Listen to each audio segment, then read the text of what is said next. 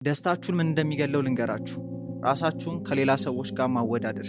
የሌላ ሰው ህይወት ታያላችሁ፣ የራሳችሁን ታያላችሁ፣ ትንሽ እንደሆናችሁ ይሰማችኋል እና ደስታችሁን ታጣላችሁ። ያላችሁንም ማየት አትችሉ። ነግራችሁ ነገር the grass is greener on the other side ይባላል። ላሞች ሳር ሲግጡ ሩቅ ያለው ሳር ሲታያቸው አረንጓዴ ሆኖ ነው የሚታያቸው። ወደዛ ግን ጠጋ ሲሉና ሲያዩት እዛም ክፍት አለው። እኔና እናንተም ህይወታችን ላይ የሌላ ሰዎችን ህይወት ሶሻል ሚዲያ ላይ ወይም እንዲሁ ስታዩት ከውጪ ደስ ይላል፣ ያምራል። ምክንያቱም ሁሉም በዓል ሲሄድ ድግስ ሲሄድ አምሮበት አዲስ ልብስ ለብሶ እንደሚወጣው ሶሻል ሚዲያ ላይ ሲወጣም ሌላ ነገር ላይም ስታዩት ቆንጆ ነገር ነው የሚያሳያችሁ። ውስጥ ያለውን ነገር ስለማያሳያችሁ ትቀናላችሁ። የኔ ህይወት እንደዛ ቢሆንስ ትላላችሁ። ነግራችሁ የእሱን ህይወት ብታገኙት የራሳችሁን ነበር የምትመኙት። ምክንያቱም ሁሉም የየራሱ ችግር፣ ሁሉም የየራሱ የሚያልፍበት ነገር አለ። ስለዚህ ራሳችሁን ማወዳደር አቁሙ።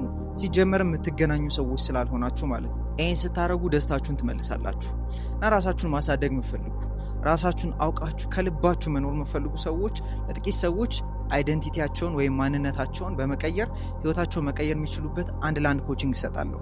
ፍላጎት ያላችሁ ሰዎች ኮሜንት ላይ ኮቺንግ ብላችሁ ጻፉልኝ ወይም በውስጥ መስመር ጻፉልኝ።